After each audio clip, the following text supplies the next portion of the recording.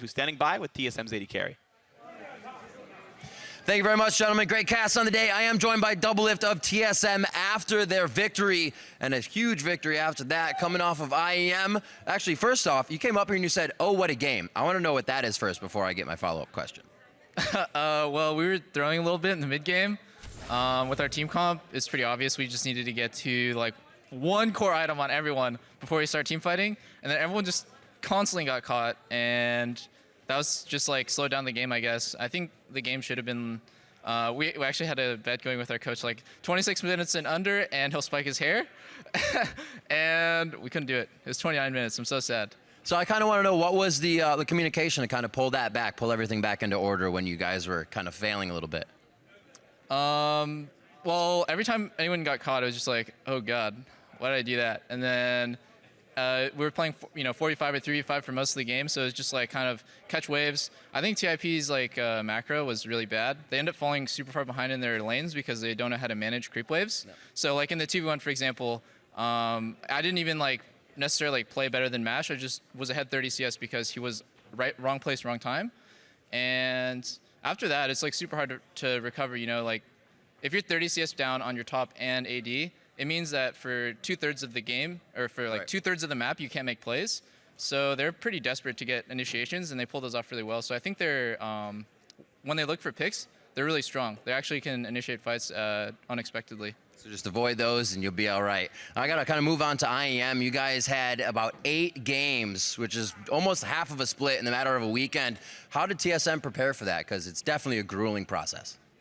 Oh, it's super fun. I'm super happy we got to go to IEM. I think we improved a lot, and maybe this game didn't really show it, but I think we're a totally different team, actually, and everyone on the team knows their role. Everything's been going really well. Like, practice is really hard. For example, like, we're all kind of sick right now, and like after practice, everyone's really exhausted. Right. And I think it's a really good thing because I don't know. It's a totally different environment. It's a lot of tension, and it's hard, dude. It's super hard. Sometimes it's hard to stop you. Sometimes it's hard to explain those little things that make the team click really well. Yeah, exactly. But I think we finally found it, and we should be first place at playoffs. First place at playoffs. That was actually my next question, so I'll flop it over. Coming out of IEM, what did you think, final question, kind of about the regional play, and how do you expect kind of the regions moving forward? Oh, wow.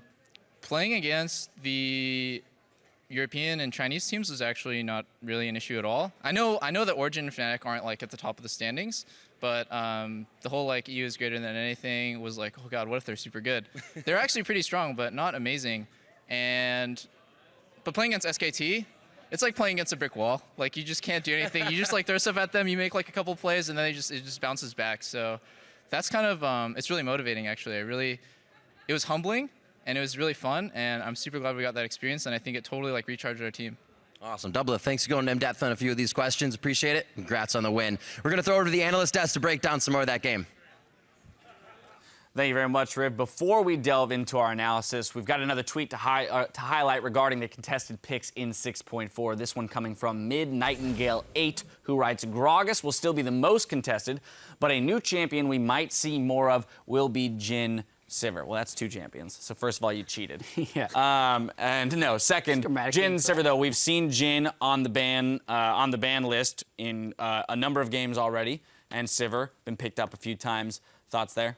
Yeah, I mean, we mentioned at the start of the day when we were casting, we think Sivir's critting on the W is kind of crazy. It's a spell that was kind of balanced around not critting. Now suddenly it can crit. So late game, the team fight potential is absolutely massive, but we haven't really seen the Sivir in big late game team fights as of yet. I still think it's super strong. Yeah, and there's been a problem with actually engaging fights with the current meta. So people are like, oh, we need to pick these top lane tanks, and now Sivir can enable a lot of those champions to get in and actually perform. Yeah. So. Now, unfortunately, Sivir has lost both games played today. But, with time. Just isn't critting in the right places, right, Jad? That's what it is. Yeah, we got to turn the crits up. Crits got to be up. Yeah. All right. Anyway, diving into that game, I would say that if you looked at today's, roster of games, this one kind of played out very similarly to how you would have expected going in. You have the expectation that TSM should be able to beat Team Impulse just based on where they are in the standings, and that they should have a relative amount of cleanliness to the way that they come away with the victory. But I do want to start in Champion Select because we see the Lulu and Kog'Maw come out, and Kobe had mentioned that, Kog'Maw itself isn't necessarily this terrifying champion anymore, but to give over the Lulu and the Kog'Maw with it, it becomes far more terrifying. I actually think there's another element here as well on top of those, because we're talking about how Kog'Maw, his sweet spot is those 2 item spikes, and then he really sucks at killing tanks. But Trundle helps you out in the late game. Trundle shreds a tank, and you can actually just burst through an entire team as Kog'Maw. So Trundle allows Kog'Maw to have a much more relevance in the game later on, too. So I think that's a nice little element there that TSM added.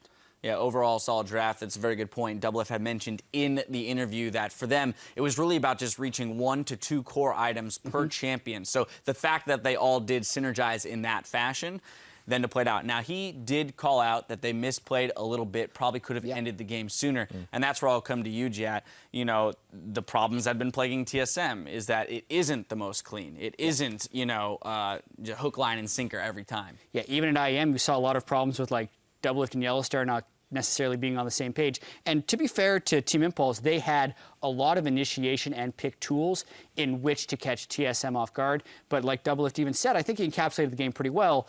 The macro play from Team Impulse was poor. And that has actually been, contrary to popular belief, where TSM has been strong. Like, their macro play is good, but they've been making small miscommunications to the right overall plan. Right. And that was kind of what we saw again on display here. I want to go one peg deeper into the Team Impulse point on macro play and just kind of maybe pinpoint 1 or 2 places in which they could have improved, starting with the fact that they did get 2 early turrets by having that double ADC pressure in the lane swap, so 2 to 1.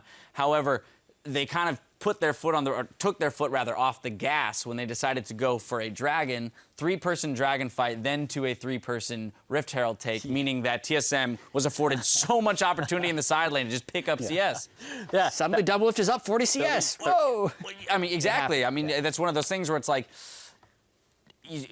what is the value of starting the dragon timer, that 5 dragon timer, which could be a win condition for this team, versus just picking up the gold and opening the map up more so that they have the gold lead to make those picks that you're talking about, Jad?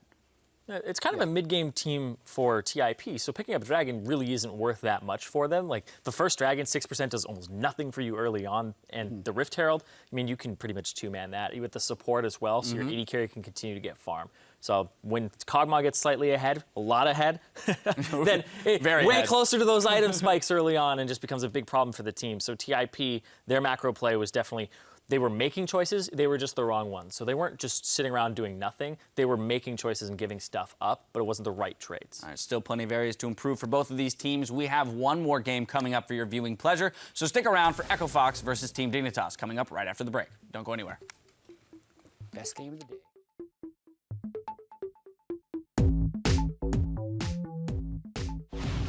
Do you remember Pickle's first LCS match with no runes? A classic. I don't remember.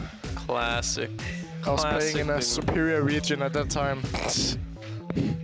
But be careful, because this is a not good team fight as GF comes in.